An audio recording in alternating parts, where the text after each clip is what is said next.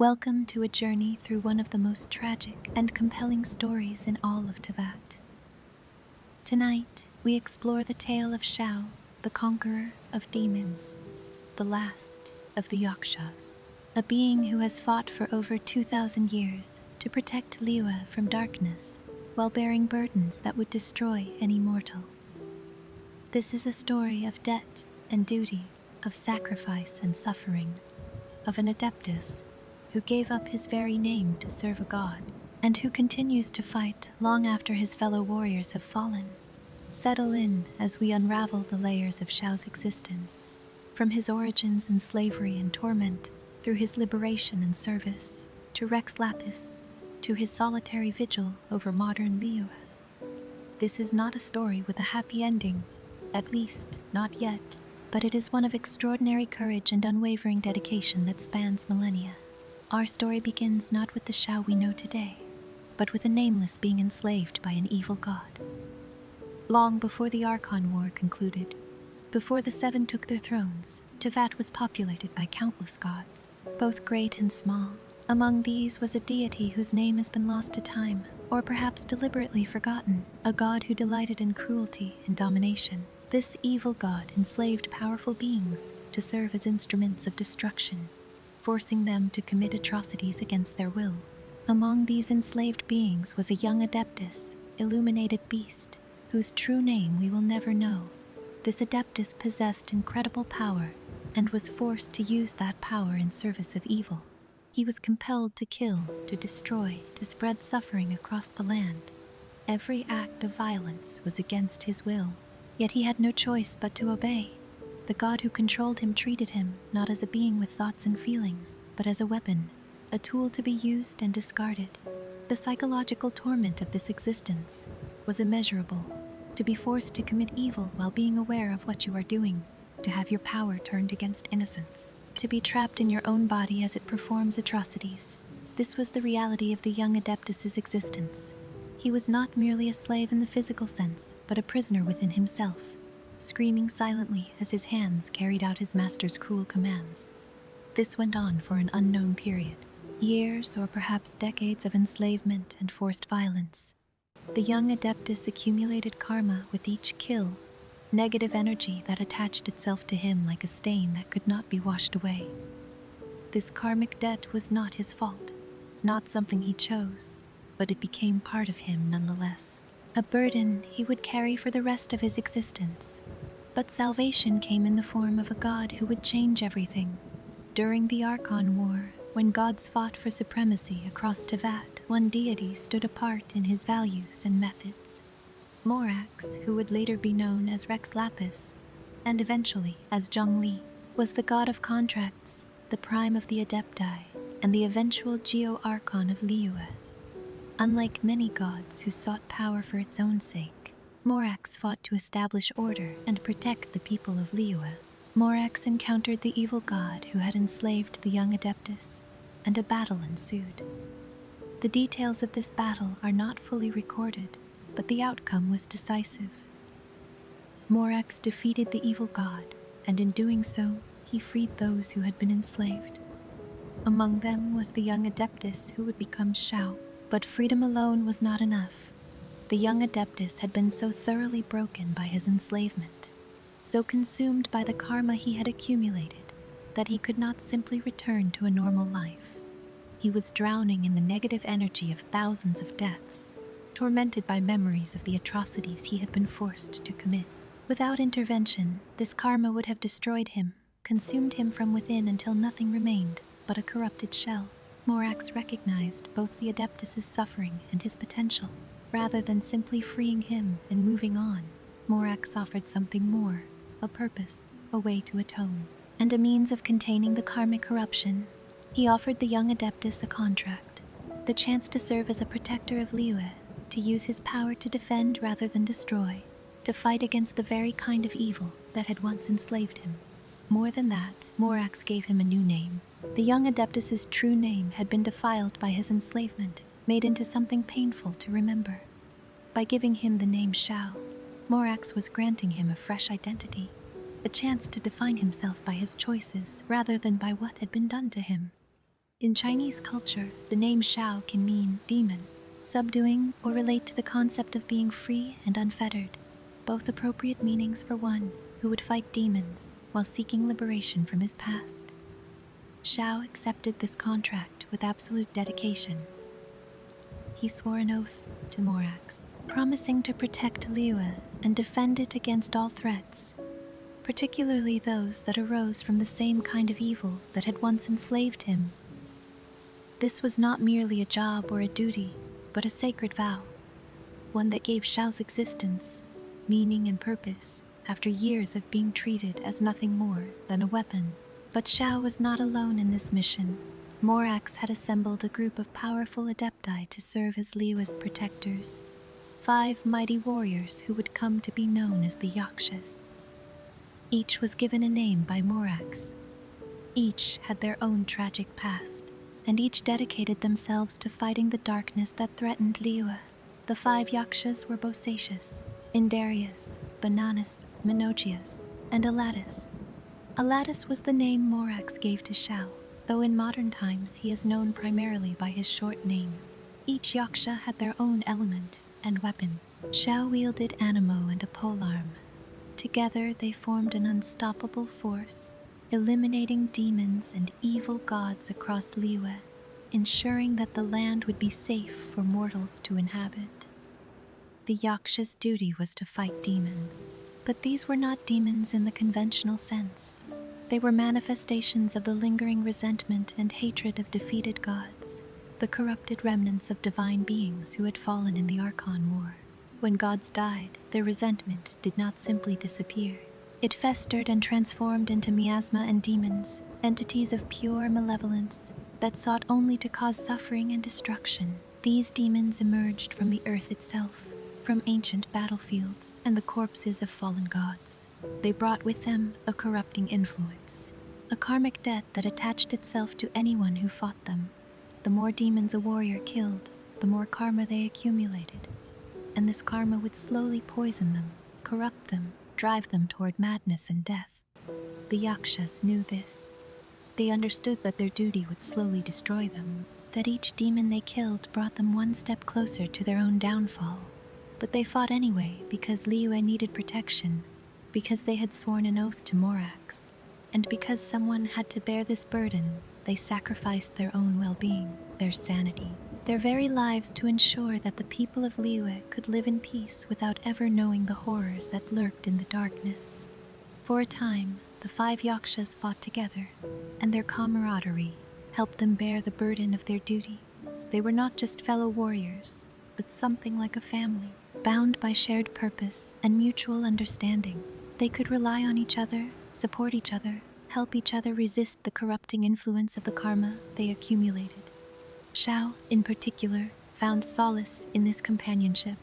After years of forced isolation under his cruel master, after being treated as nothing more than a weapon, he now had comrades who understood him, who fought beside him as equals. The Yakshas would gather after battles, would share their struggles and fears, would remind each other of why they fought and who they protected. But the karma was relentless, and even the strongest warriors could not resist it forever.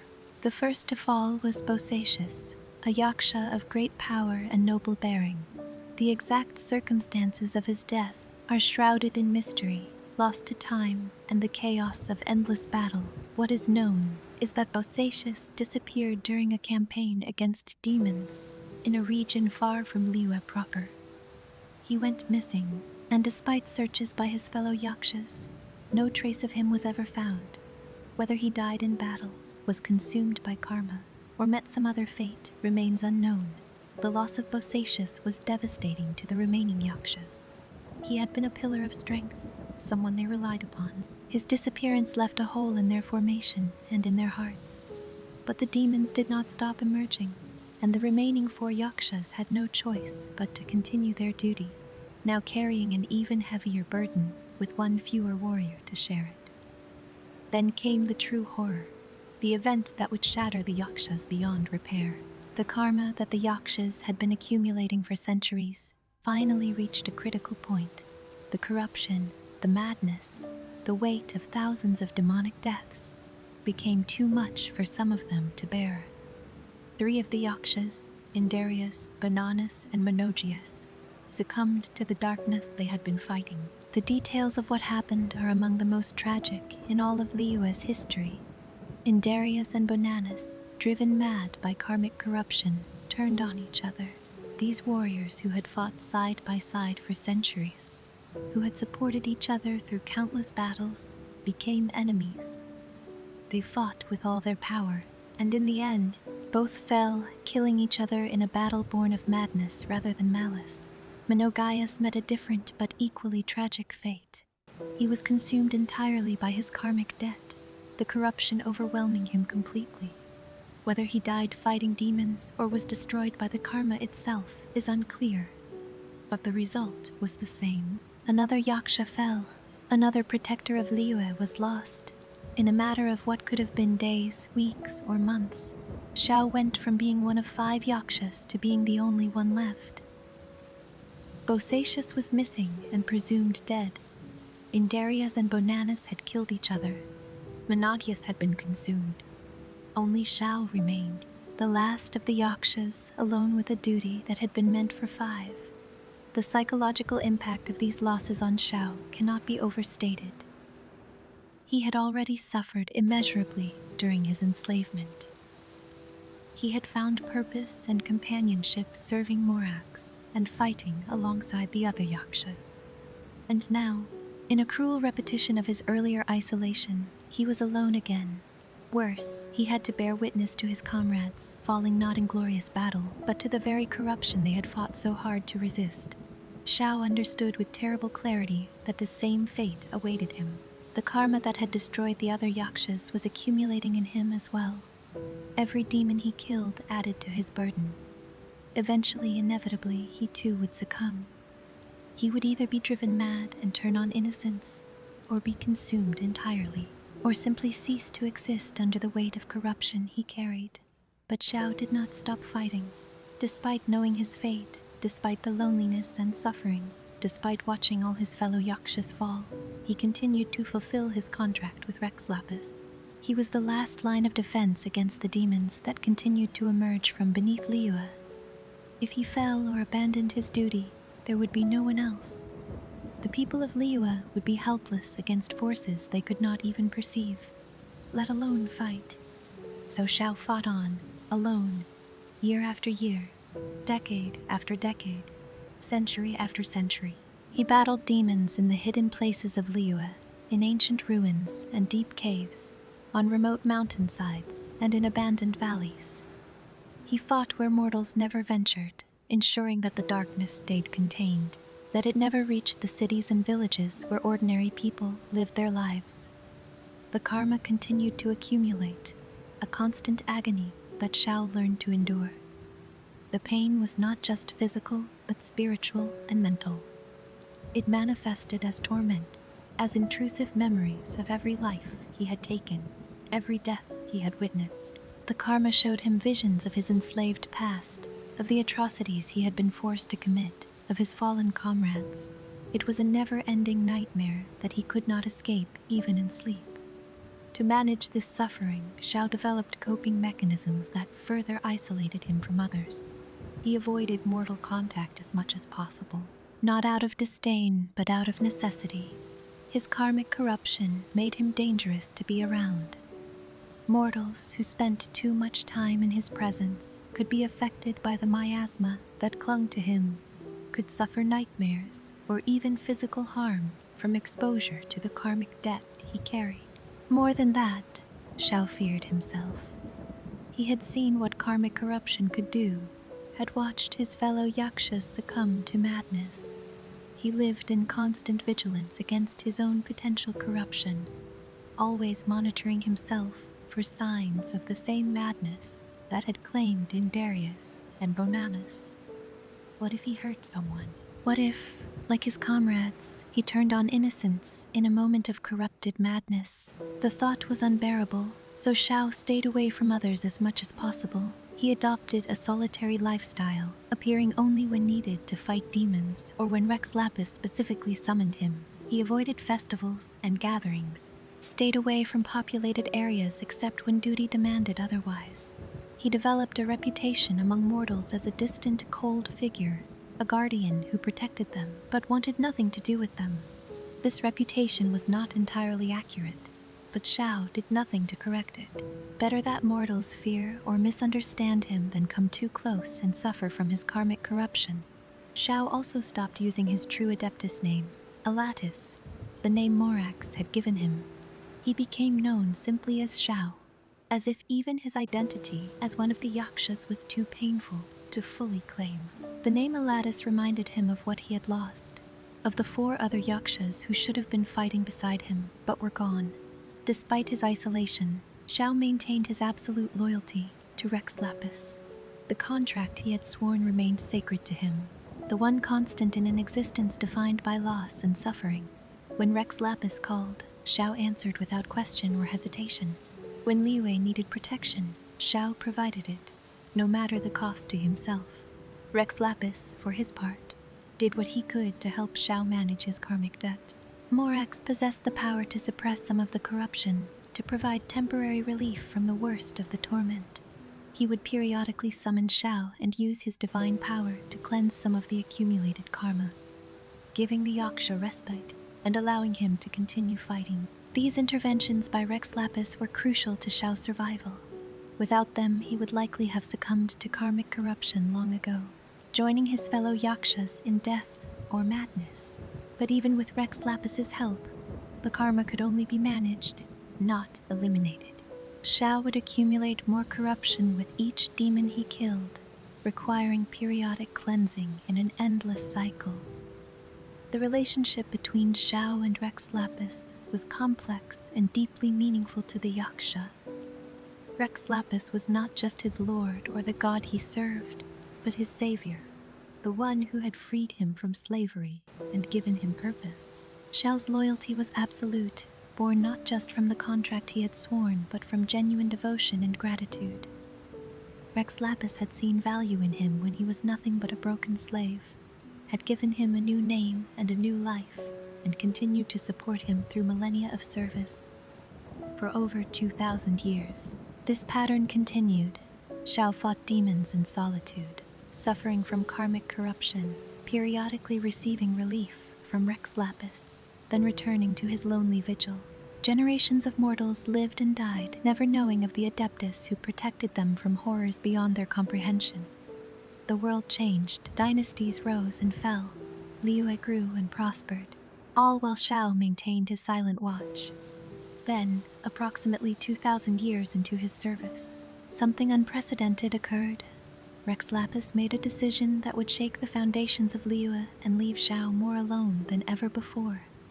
Rex Lapis decided to retire as the Geo-Archon. He had ruled Liyue for thousands of years, guiding its development from scattered settlements into a prosperous nation. But he believed that Liyue had reached a point where it no longer needed a god to rule it, that the mortals were capable of governing themselves. In one of the most elaborate plans ever conceived, Rex Lapis faked his own death during the Rite of Dissension, creating a crisis that would force Liyue's people to prove they could handle their own affairs.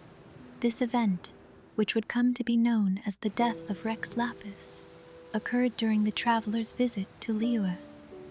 The divine dragon fell from the sky during a sacred ritual, apparently assassinated.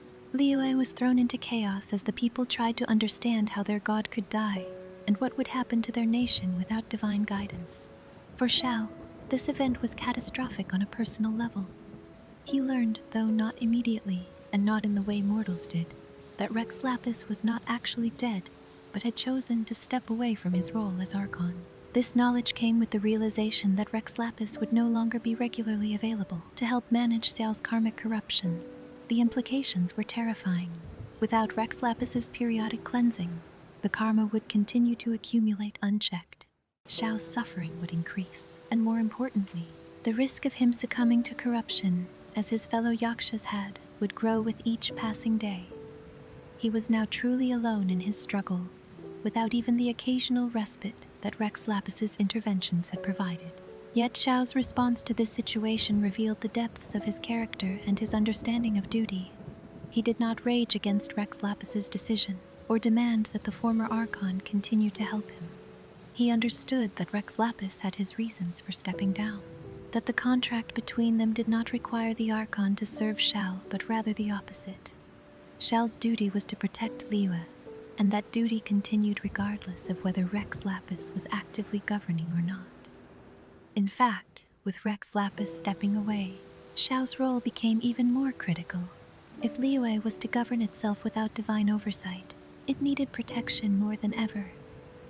The demons would not stop emerging simply because an Archon had retired.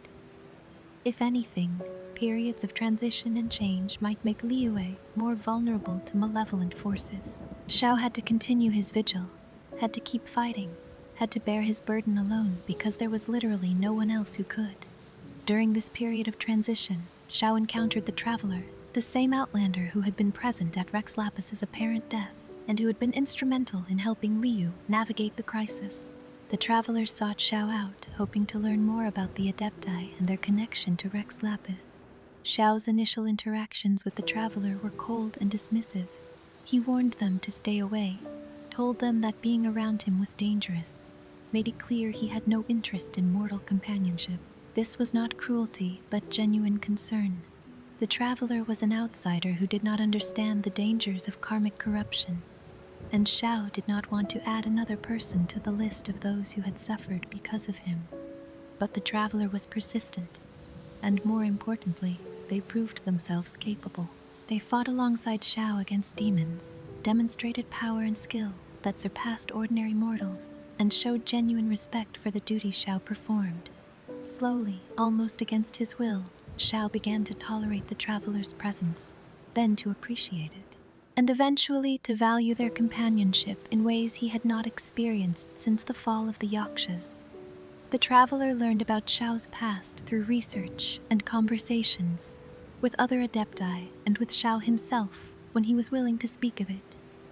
They learned about his enslavement, his liberation by Rex Lapis, the 5 Yakshas and their tragic fate, and the burden of karmic debt that Xiao carried. They came to understand that the cold, distant Adeptus was not cruel or uncaring, but was actively protecting others from harm even at great cost to himself. More than that, the Traveler learned about Xiao as a person rather than just as a Vigilant Yaksha. They discovered that beneath the harsh exterior and the burden of karma was someone who had once enjoyed simple pleasures, who appreciated beauty, who was capable of connection, even if he denied himself that possibility. Xiao mentioned, almost reluctantly, that he had once enjoyed mortal foods, particularly almond tofu, a simple dish that reminded him of better times.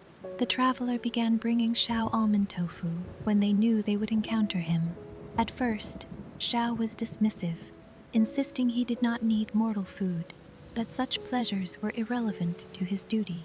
But he accepted the offerings nonetheless, and in private moments he would eat the almond tofu and remember what it was like to experience something pleasant, something untainted by karma and duty and suffering. These small gestures, these moments of simple humanity, meant more to Xiao than the Traveler might have realized. For over 2,000 years, Xiao had known primarily suffering and duty. He had forgotten or denied himself simple joys, believing them incompatible with his role. But the Traveler's kindness, their insistence on treating him not as a weapon or a guardian, but as a person worthy of care, began to crack the walls Xiao had built around himself. During the Lantern Rite, Liyue's most important festival celebrating the new year and honoring the Adepti, the Traveler invited Xiao to join the celebrations. Xiao refused initially, as he always did. The Lantern Rite was for mortals, for people who could enjoy life without the burden he carried. His presence would only taint the festivities with his karmic corruption, and besides, demons did not take holidays. His duty continued regardless of what festivals mortals celebrated. But the Traveler persisted, and eventually Xiao agreed to at least observe the Lantern Rite from a distance, watching as the people of Liyue released thousands of glowing lanterns into the night sky. Each lantern carried the wishes and hopes of the person who released it, rising into the darkness and creating a river of light above the city. Watching the Lantern Rite from his vantage point, Xiao experienced something he had not felt in a very long time. a sense of connection, however distant, to the people he protected. He saw families together, children laughing, people hoping for a better future. He saw the peace and prosperity that his millennia of sacrifice had helped preserve. In that moment, perhaps, his duty felt less like a burden and more like a choice worth making. The traveler asked Xiao if he had any wishes, if there was anything he hoped for. Xiao's response was characteristically self-effacing. He had no wishes for himself, he claimed. His only concern was fulfilling his duty to Rex Lapis and protecting Liyue. But there was something in how he said it, a hint that perhaps there were wishes he dared not voice, dreams he had long since suppressed because they seemed impossible. During the perilous trail incident, an event that threatened Liyue with an ancient danger from the chasm, Xiao's true nature was revealed more fully. The chasm, a massive underground mining area, had been sealed for years due to dangerous miasma and supernatural threats. When an investigation into its depths went wrong, Xiao was among those who descended to deal with the threat. In the chasm, the group encountered a powerful evil that tested Xiao to his limits. The karma he carried was exploited by the enemy, used against him, making him vulnerable in ways he rarely experienced. He was forced to confront memories of his enslavement, of his fallen comrades, of every failure and loss he had endured over 2 millennia. During this crisis, Xiao discovered something that shook him deeply, evidence of what had happened to Bosacius, the first Yaksha to disappear. Through remnants of memory and energy left in the chasm, Xiao learned that Bosacius had not simply died in battle. He had sacrificed himself protecting mortals, using all of his power to seal away a dangerous threat, giving his life willingly rather than being consumed by karma or falling in battle. This revelation was bittersweet for Xiao. On one hand, it confirmed that Bosacius had died a hero, that at least one of the Yakshas had managed to choose his end rather than being destroyed by karma or madness. On the other hand, it was a reminder of everything Xiao had lost, of the companionship that could never be recovered. During the climax of the perilous trail incident, when the threat in the chasm reached its peak, Xiao was prepared to make the ultimate sacrifice. He was ready to use all of his power to seal the danger away, even if it meant his own destruction. It would have been a fitting end, dying as Bosacius had died, protecting Liyue to the very last. But something unprecedented happened. Zhongli, the mortal form that Rex Lapis had assumed after stepping down as Archon, appeared to intervene. Despite having retired from his divine role, despite the risk to his carefully maintained secret identity, Zhongli could not allow Xiao to die. He used his power to support the Yaksha, providing the strength needed to overcome the threat without requiring Xiao's death. This intervention revealed several things. First, that Rex Lapis, even in retirement, still cared deeply for Xiao and was watching over him. Second, that Xiao's life mattered not just as a useful weapon or guardian, but as a person Rex Lapis valued. And third, that perhaps Xiao did not have to face everything alone, that there were still those who would stand beside him when it mattered most. The encounter also demonstrated that the traveler and their companions had come to genuinely care about Xiao. They fought alongside him not out of duty, but because they did not want to see him die, because he had become important to them. For someone who had isolated himself for centuries, who believed his presence brought only danger and suffering, this realization was profound. After the perilous trail incident, subtle changes began appearing in Xiao's behavior. He was still the Vigilant Yaksha, still dedicated to his duty, still burdened by karmic debt. But he was slightly more willing to interact with others, particularly the traveler. He still warned people to keep their distance, still maintained his isolated lifestyle. But there were moments when he allowed himself to simply exist in someone's presence without immediately leaving. The traveler became something like a friend to Xiao, though he would never use that word himself. They were someone he could talk to, if only briefly, someone who understood the weight he carried without pitying him for it. They represented a connection to the world beyond his duty, a reminder that there was more to existence than fighting demons and bearing karma. Through his relationship with the traveler, Xiao began to rediscover parts of himself that he had suppressed or forgotten. He was not just the conqueror of demons, not just the last Yaksha, not just a weapon forged for battle.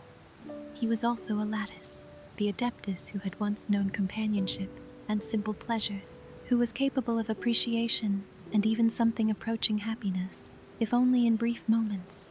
The question of almond tofu became almost symbolic of this change. At first, Xiao had denied that he cared about such mortal indulgences, but gradually, he acknowledged that yes, he did enjoy almond tofu, that it brought him a small measure of comfort in an existence defined by suffering.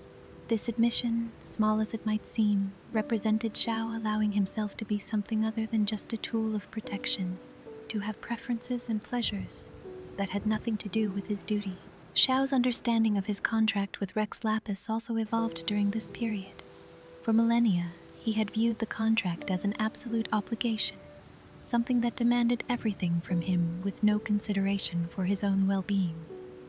But through conversations with Zhongli, who occasionally spoke with Xiao in his mortal guise, a more nuanced understanding emerged. Rex Lapis had never intended for Xiao to suffer endlessly.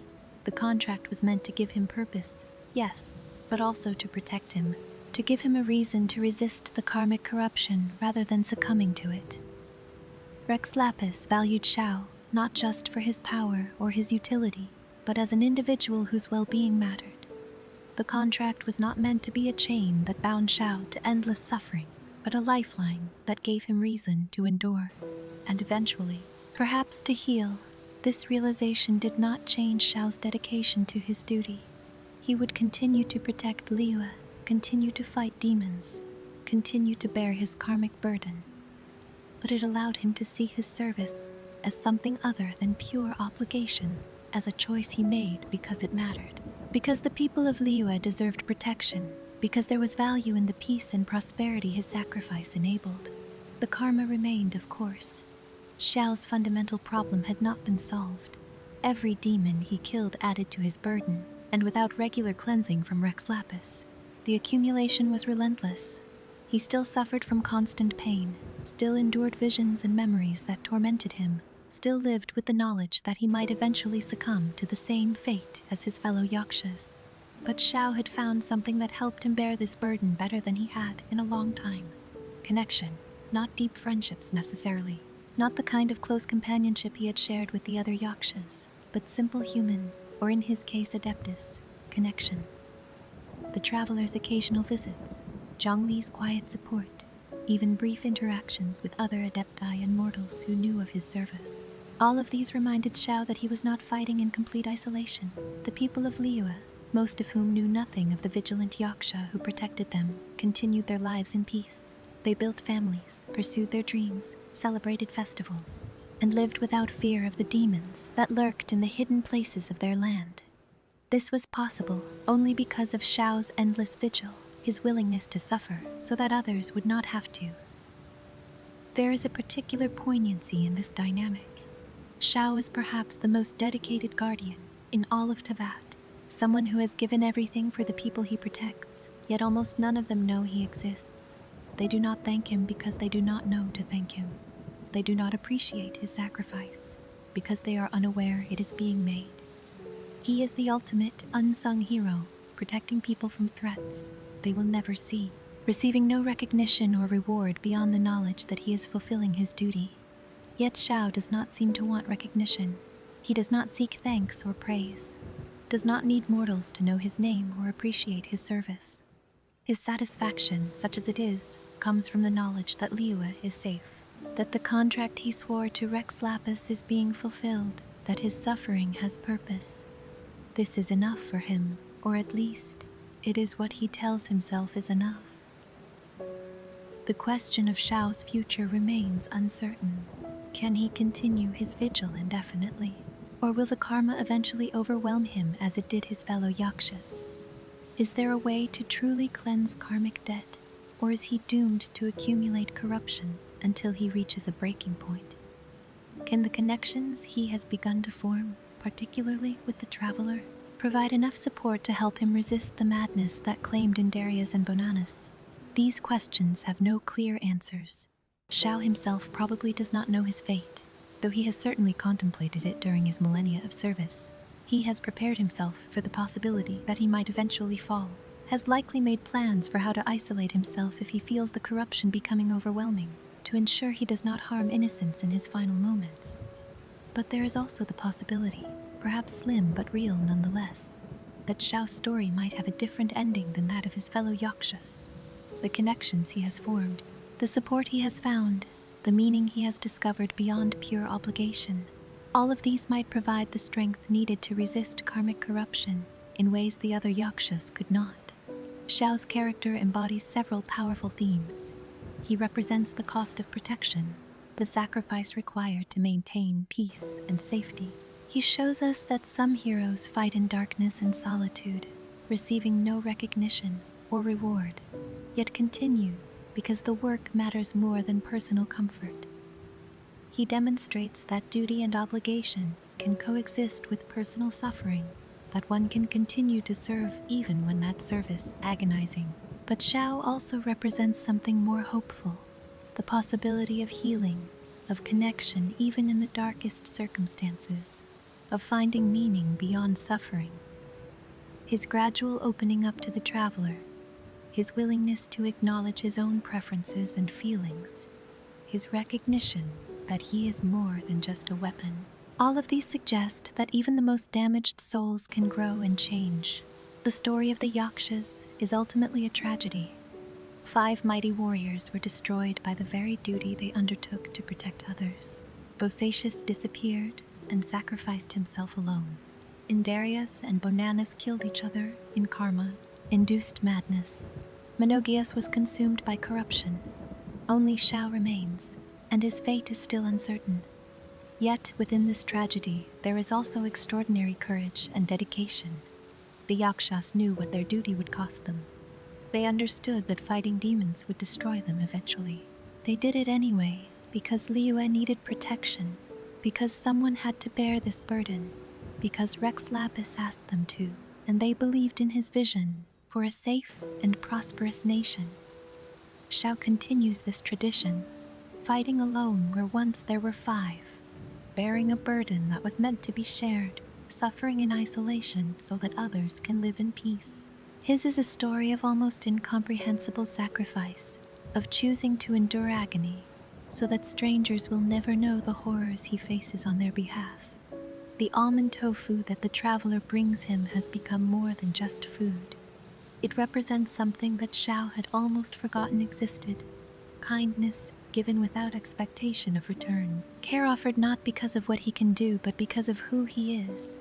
For someone who has spent millennia viewing himself as nothing more than a weapon, as a tool to be used in service of a contract, these simple gestures of humanity are revelatory. Xiao's relationship with his own identity remains complex.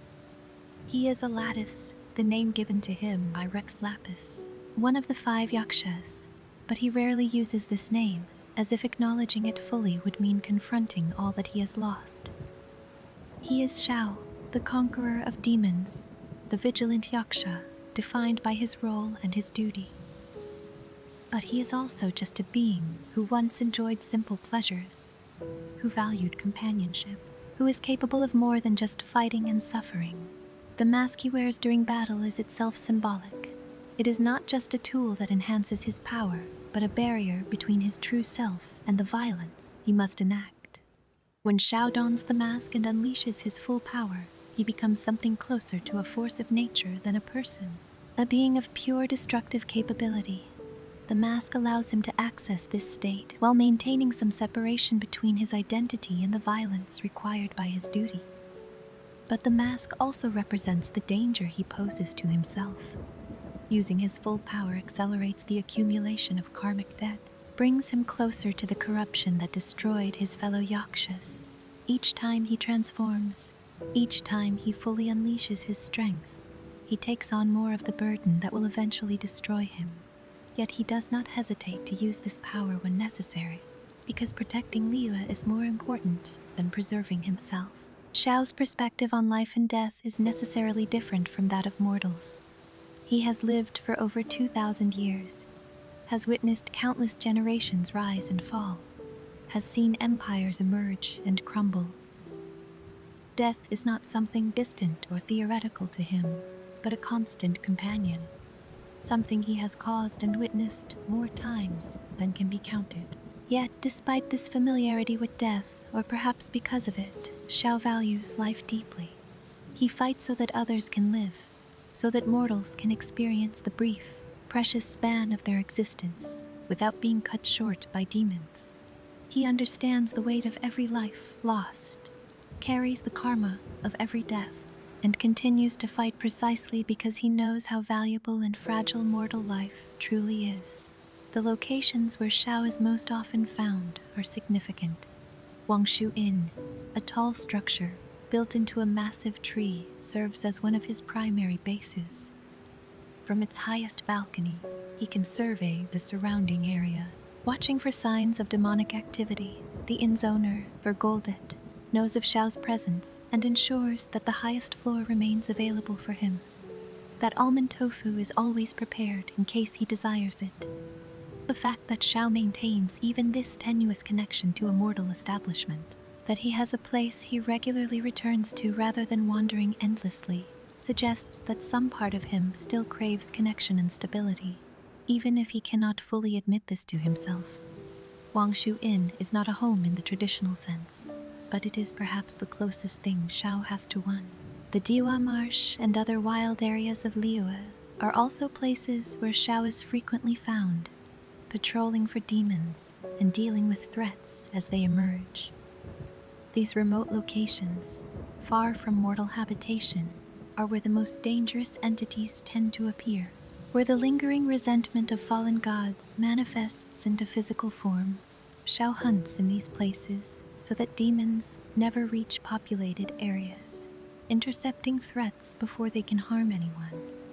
His fighting style reflects his nature and training. Xiao is a polearm user who favors speed and aerial combat, capable of launching himself into the air and plunging down with devastating force.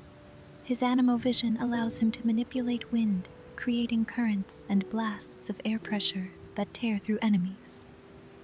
When he activates his Yaksha form by donning his mask, his power multiplies dramatically. His attacks infused with raw elemental energy that can annihilate even the strongest demons. But every use of this power comes at a cost, draining his life force, adding to his karmic burden. Xiao fights with the knowledge that each battle brings him closer to his end.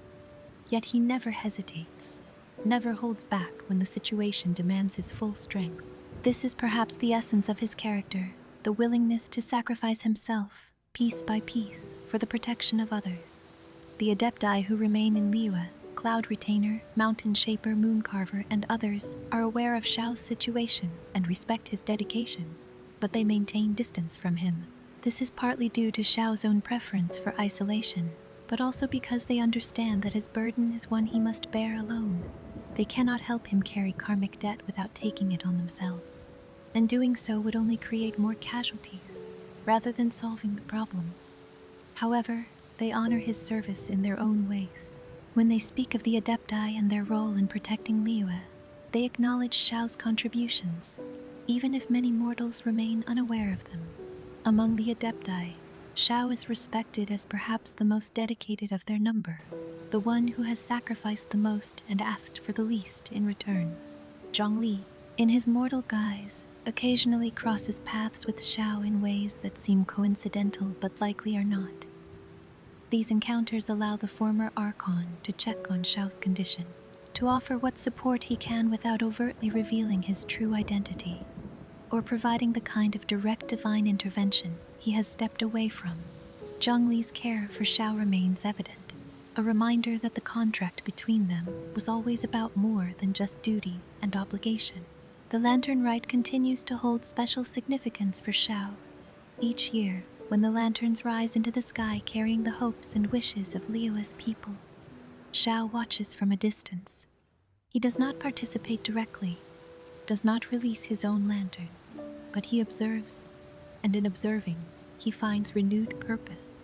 The lanterns represent everything he fights for: hope, dreams, the future, the simple joy of people celebrating together in safety. during one lantern rite. The traveler asked Xiao what he would wish for if he released a lantern. His answer was characteristically focused on others rather than himself. He would wish for Liyue's continued prosperity, for the people to remain safe and happy, for the peace he has worked so hard to maintain to endure.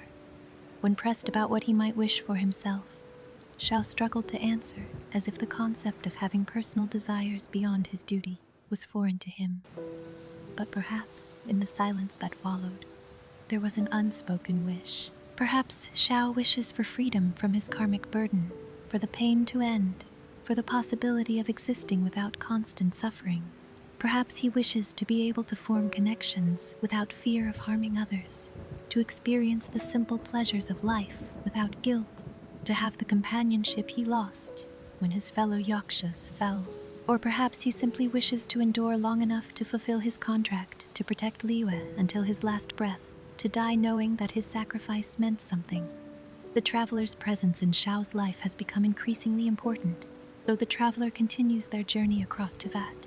Seeking their lost sibling and unraveling the mysteries of this world, they return to Liyue periodically, and when they do, they seek out Xiao, bringing him almond tofu, sharing stories of their adventures, simply spending time with him without demanding anything in return. These interactions, brief as they often are, provide Xiao with something he has lacked for centuries, a relationship that is not defined solely by duty or hierarchy. The traveler is not his subordinate or his superior, not someone he is obligated to protect because of a contract or divine mandate. They are someone who chooses to spend time with him because they value his company, who sees him as more than just the Vigilant Yaksha, who reminds him that he is still a person capable of connection. Xiao's gradual acceptance of this friendship, his slow acknowledgement that he values the traveler's presence, represents significant growth for someone who has spent millennia in self-imposed isolation. He still warns them about the dangers of being around him, still maintains his distance more often than not, but he no longer immediately drives them away. He allows himself these moments of connection, even if he cannot fully embrace them. The question of whether Xiao can be saved from his karmic burden remains open. In theory, if enough time passed without him killing demons, the accumulated karma might naturally dissipate, but this would require him to abandon his duty, to allow demons to roam freely and potentially harm innocents. For Xiao, this is not an acceptable option. His duty is more important than his own well-being, and he will continue to fight as long as threats exist, regardless of the personal cost. Another possibility is that someone with sufficient power might be able to cleanse his karmic debt more thoroughly than Rex Lapis's periodic interventions managed. But who would have such power? The Archons are the most powerful beings in Tivat, and even Rex Lapis could only manage the karma rather than eliminate it. Perhaps in the future, as the traveler grows stronger and learns more about Tivat's mysteries, they might discover a way to help Xiao. But for now, such hopes remain speculative. The most likely scenario, the one Xiao himself has accepted, is that he will continue his vigil until he either falls to karmic corruption or is destroyed in battle. This has been the fate of every Yaksha before him, and he has no reason to believe his own fate will be different. He has lived far longer than he expected, has continued fighting for centuries after the others fell, but he understands that this cannot continue indefinitely. Yet Xiao does not despair, at least not in any way that prevents him from fulfilling his duty. He faces his likely fate with the same stoic determination he brings to every other aspect of his existence. If he is to fall, he will fall fighting, protecting Liyue to his last breath, ensuring that his death has meaning just as his life has had meaning. This acceptance of his mortality, of his eventual destruction, is perhaps the most tragic and noble aspect of his character. The legacy of the Yakshas is preserved primarily through Xiao himself. He is the last living reminder of what the 5 warriors accomplished, of the sacrifice they made. When he eventually falls, knowledge of the Yakshas may fade into legend, and eventually into myth, becoming just another story about the ancient past that few people fully understand or believe. But the effects of their sacrifice will endure. Liyue exists as a safe, prosperous nation in part because the Yakshas fought and died to eliminate the demons that would have destroyed it. Every person who lives a peaceful life in Liyue, every child who grows up without fear of supernatural threats, every family that can pursue their dreams without being terrorized by manifestations of divine resentment. All of this is possible because of what the Yakshas did and what Xiao continues to do.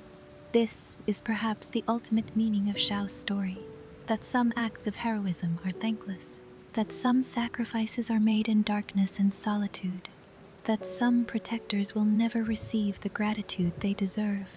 Yet these acts, these sacrifices, these protectors are what makes civilization and peace possible. Without them, without people like Xiao, who are willing to suffer so others do not have to, the world would be a far darker and more dangerous place. Xiao's story reminds us of the cost of peace, of the unseen struggles that allow society to function, of the individuals who bear terrible burdens so that others can live ordinary, happy lives.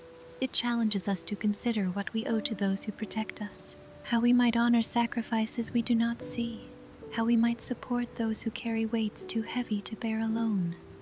As Xiao continues his eternal vigil over Liyue, patrolling the hidden places where demons emerge, fighting battles that will never be recorded in history, suffering from karma that accumulates with each victory, he embodies both tragedy and transcendence. His existence is one of nearly constant pain, yet he continues because his duty matters more than his comfort. He is isolated by necessity, yet he has found connection in unexpected places. He expects nothing for himself, yet he has been given gifts of simple kindness that mean everything. The conqueror of demons stands watch over Liyue, the last of the Yakshas, the Vigilant Yaksha, a lattice, who prefers to be called simply Xiao. He fights in darkness so others can live in light. He suffers so others can be free of suffering. He endures so that Liyue can endure. And perhaps, just perhaps, the connections he has begun to form, the meaning he has found beyond pure obligation, the moments of simple joy like eating almond tofu on the balcony of Wangshu Inn, perhaps these will provide enough strength to resist the karmic corruption that claimed his comrades, to continue his vigil not just out of duty, but out of choice, to find in his sacrifice not just suffering but purpose, and even something approaching peace. This is the story of Xiao, the adeptus who was enslaved and freed, who found purpose in protecting others, who lost his comrades to the very corruption he now bears, who continues to fight against impossible odds with no guarantee of victory or survival. It is a story still being written, each night of demon hunting adding another page, each interaction with the traveler opening new possibilities. Each year of the Lantern Rite reminding him why his sacrifice matters. May he find the strength to continue. May the karma he bears not consume him as it did the others. And may he eventually find some measure of peace, whether in life or beyond it, knowing that his millennia of service have meant everything to the people of Liyue, whether they know his name or not. The Vigilant Yaksha stands watch still, and Liyue remains safe because of his eternal dedication, his unwavering commitment, his willingness to sacrifice everything for a contract sworn to a god who freed him and a people who will likely never know the depth of his devotion.